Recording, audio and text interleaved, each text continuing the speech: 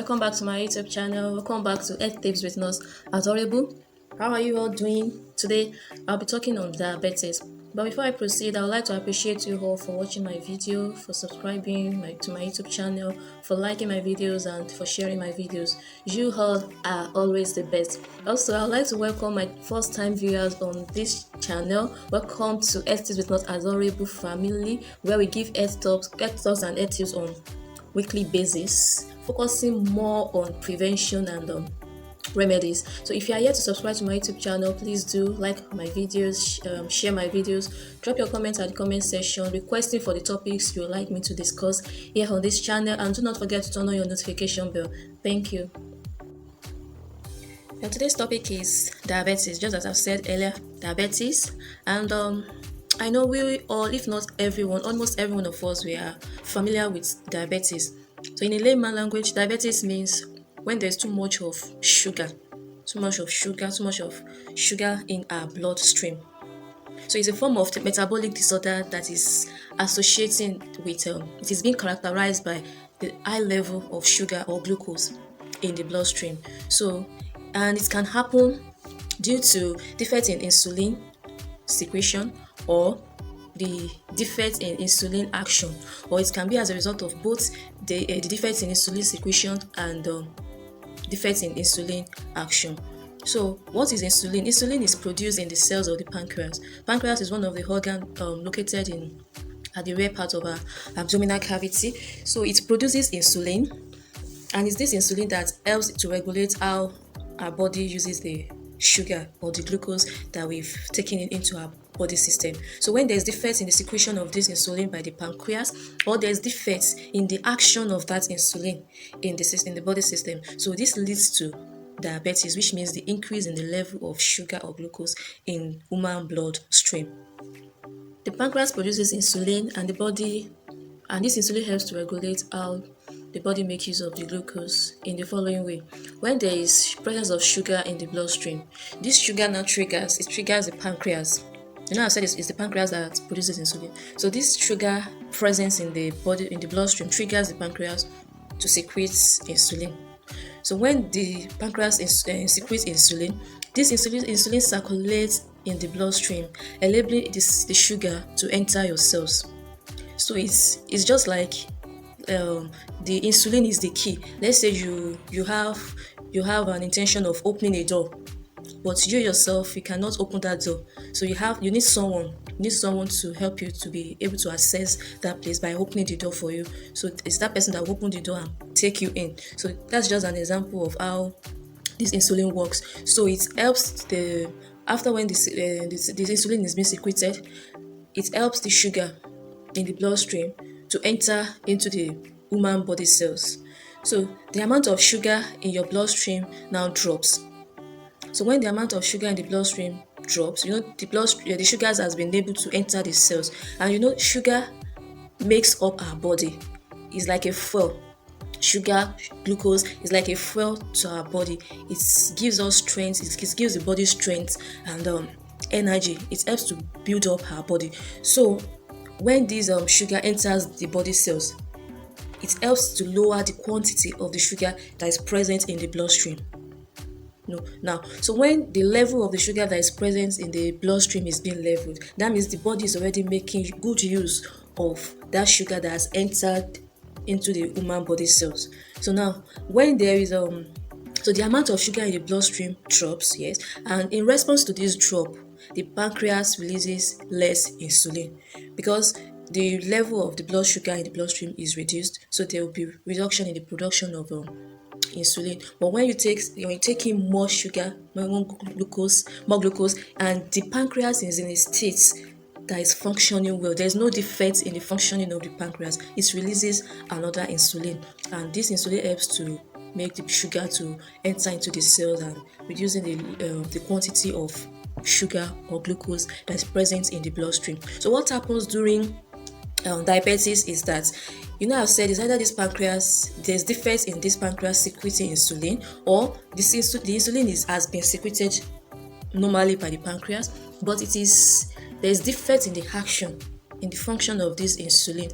So what now happens is that when there's defect or when there's no secretion of insulin, there's accumulation of this sugar in the bloodstream, thereby causing havoc to the human body's health and human's health. And that is when the person presents with the signs and symptoms of diabetes, such as excessive thirst,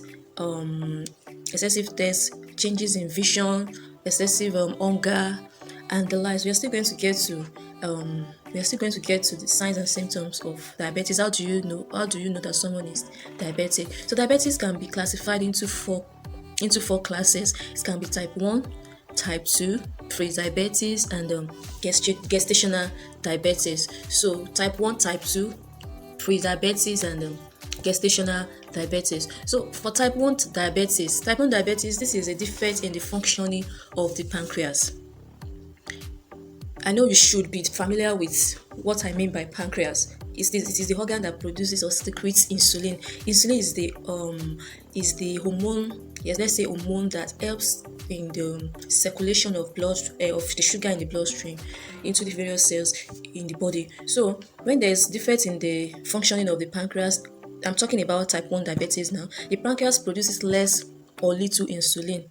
It produces little insulin or no insulin at all. So when there is reduction in the production of insulin by the pancreas, it leads to too much of glucose or sugar in the bloodstream, leading to type 1 diabetes. And this can start in childhood, it can start in adolescence, and also at adulthood. So that is type 1 diabetes. Now talking about type 2, then type 1 diabetes, before I move on, can be managed. It can be managed by maintaining a normal blood sugar.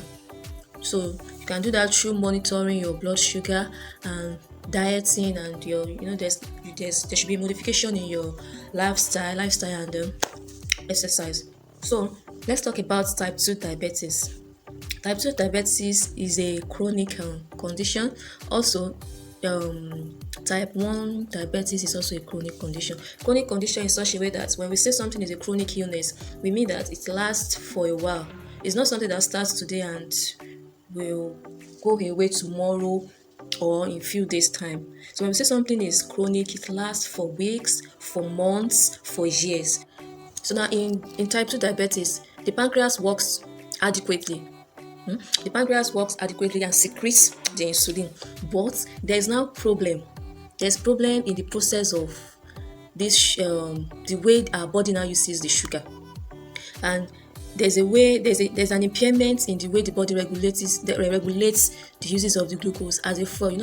I've said something about that before, that sugar is like a fuel to our body. It gives us strength and energy. So this long-term disease results into too much of sugar circulating in the bloodstream. So that is type 2 diabetes. So what are the causes of? We have some causes of type 2 diabetes. It happens in two ways. It's either the pancreas do not produce enough insulin, or the cells. I've said in type 2, the pancreas will produce insulin, but it may not be enough. So now, and it can also happen in such a way that the pancreas secretes enough insulin, but the cells respond poorly to this insulin and takes in less of sugar into the cells in the body, thereby still leaving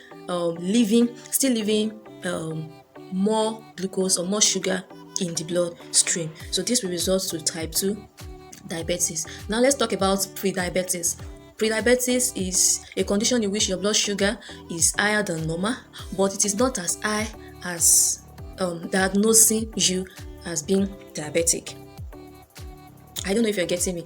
Pre-diabetes it happens in such a way that the blood sugar is higher than normal, but as it is higher than normal, it is still not high enough to classify it or to diagnose that person as being diabetic. So it is this pre-diabetes that progresses to diabetes. So it is important that when you check your blood sugar level and you have been told that you are the pre-diabetes stage, so it is very important for you to watch, and we're still going to get to how to prevent diabetes and everything. So it is important that you take the necessary steps by reducing your sugar level intake, by exercising your body. If you are obese or overweight, you need to bring down your weight, and so that the pre-diabetes will not progress to diabetes. I hope you are enjoying this video, and I hope you are enjoying this health talk with me. So if you are enjoying and you're following me and you're loving this video, please try and subscribe to my YouTube channel if you have not done. Share this video, let people benefit from this video, and let's make this knowledge about our health to circulate more to people, because this will help people to improve our health lives. And when there's it is been said that prevention is better than cure. When we are able to prevent some things occurring to us, it makes us healthy and happier, and it makes us to live longer. So please like my video, share my videos, and subscribe to my YouTube channel. I need subscribers on my YouTube channel. Please do subscribe to my YouTube channel. Thank you as you do that. Gestational diabetes is any degree of glucose intolerance. Before I say that, gestational means pregnancy.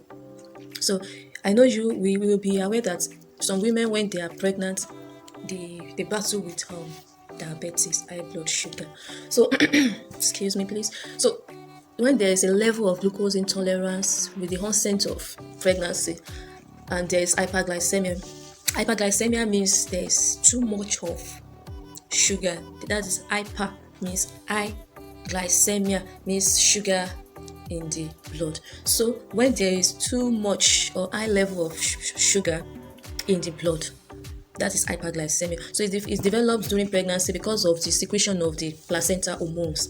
In pregnancy, placenta will do its own function and everything as baby grows, and like that. So this placenta secrete hormones, and this hormone causes insulin resistance. It causes insulin resistance, and it makes the insulin not to be able to function very well in enabling the sugar to enter the cells, but it now makes the sugar to get accumulated in the bloodstream. So that's what happens during gestational diabetes. And now let's move to the signs and symptoms of diabetes. There are three main the three goes together in diabetes, main signs and symptoms of diabetes, three main signs and symptoms. Not that it's only the signs and symptoms of diabetes, but these three main types of signs and symptoms, they go together, and that's increased urination, increased thirst, and increased appetite. If you observe, I don't know if you are diabetic or you're watching me, or you know someone that is close to you, that you have someone that is close to you that is diabetic, they will actually complain about these three symptoms: excessive thirst at a point in time, excessive urination, and excessive appetite. So then fatigue, tingling or numbness in the hand and or in the hand or at the feet. So they have that sensation at the feet or the hand. Then weakness, sudden vision changes, dry skin lesion, or wound that is very slow. The wound can even refuse to heal up, or very slow to heal up. So that is why we advise diabetic patients to ensure that they avoid injury as possible as they can. Yes, as possible as they can, because in diabetes there can be a very slow healing process of wound, and if the situation is worse, if it's a diabetic that to be able to control the sugar is very poor, then the person may experience no healing at all. At times it leads to diabetic foot, and the foot may be amputated. So it is important that when you know you are diabetic, you try to abide by the lifestyle regimen you have been advised to be on, and you should try and be able to prevent as possible as we can, prevent injury, especially open wounds. Try to prevent them. And recurrent infection. Recurrent is also a sign of because diabetes reduces the level of our immune system, so it may increases recurrent infection in the body. So what are the risk factors of diabetes? Risk factor in the sense that what are the things that can predispose someone to having diabetes? Family history. If you have the history in your family that maybe your grandparents or your great grandparents they were diagnosed of diabetic before they passed on. Some of them is maybe still alive battling with diabetes and being on medication, things like that. If there's any, either from your mother's side or from your father's side, if that history of diabetes is there, then there's tendency, is a predisposing factor of that person to having diabetes. And obesity is another predisposing factor of having diabetes. I'm still going to make a video on obesity and how it affects our health. I'm going to make a video on how important it is to have a good normal weight, and so obesity, I've said family history, obesity, racial and ethnicity, age, or age equals to or above 40. Yes, they are predisposed to having diabetes. Then polycystic ovarian syndrome, this is an infertility issue that can predispose someone to having diabetes. Hypertension, if you observe that most of everyone that has hypertension, they also have diabetes. The first one may come before the other. Do you understand? So it is very common in people that are hypertension. I mean, to the people that are hypertensive to be diabetic, or people that are first diabetic to be hypertensive. So hypertension can be a predisposing factor of diabetes. And inactivity, living a sedentary lifestyle. You don't work, even out short, you don't walk. Every time you're always in your car, even short distance you're in your car. When you don't engage in physical activities, you are inactive. So it leads to obesity, and it can lead to diabetes. So it is important that you are active at every point in your life. Then if there's increased blood or lipid level, when there is the increased bad cholesterol in the body system, it leads to diabetes. And history of gestational diabetes, I've talked about gestational diabetes. So, but I said it's the placenta that releases some hormones that now leads to resistance in the activity of insulin in the body. So, after giving birth to the baby, the placenta's secretion, the action of the placenta ends there, because with the baby, the placenta comes out, and there's no more placenta in as much as you are not pregnant. So there's no action of that placenta again. So diabetes may end there, but at the same time, it may later come up later in future. It may come up later in future, and that person will come down with diabetes. So now let's move to measurement of Let's move to measurement of sugar level. So now we are moving into measurement of blood sugar level. This can be done at home, or it can be done at the hospital, at the laboratory unit. So using how do we do our blood sugar? How do we measure it at home? We make use of the glucometer. This is how a glucometer looks like. And it is being used to measure our blood sugar level. It has some other accessory. This is the lancet that you use. You use this to puncture so that blood will come out from one of your finger. Then you insert I've run out of the strip of this measurement. So this is what a glucometer looks like. It is being used to measure our blood sugar level at home. Yes, it is also used in some of our laboratories. So it helps to determine our sugar level. And blood sugar level can be normal, it can be high, and it can be low. Sugar level can be normal, it can be high, and be low. Then we can do fasting blood sugar. It can measure fasting blood sugar, which is a blood sugar that is being measured before eating. That means like around 8 hours after when you have eaten, like you've eaten last night and this morning, you measure your blood sugar. That is a fasting blood sugar. You can do after eating, maybe after eating, and also like 2 hours. That's 2 hours postprandial blood sugar. So now for fasting blood sugar of the range of 80 to 100 is normal. Is normal in fasting blood sugar. Then after eating, when you have 170 to 200, it is also normal. Then 2 hours to 3 hours of eating, you have 120 to 140, it is also normal. Then for fasting blood sugar, when you have 101 to 126 for fasting blood sugar, this is pre-diabetes. That is pre-diabetes. And after eating, you have 190 to 230. That is also pre-diabetes. And after eating 2 hours to 3 hours after eating, you have 140 to 160. That is also pre-diabetes. I hope you're following me. Then if you measure your fasting blood sugar and you have 126 and above, that is an established diabetes. Or after eating you get 220 to 300, that is also an established diabetes. And 2 to 3 hours after eating, you measure your blood sugar and you have 200 and above. 200 and above, like in 2 hours to 3 hours after you might have eaten. That is also diabetic. It is a diabetic condition. So let's make use of this value. Let's try to check up our blood sugar level. It is important to always check either you are diabetic or you are not diabetic. Always check your blood sugar level and your blood pressure, so that you'll be able to know your status and you'll be able to take necessary actions that you are supposed to take.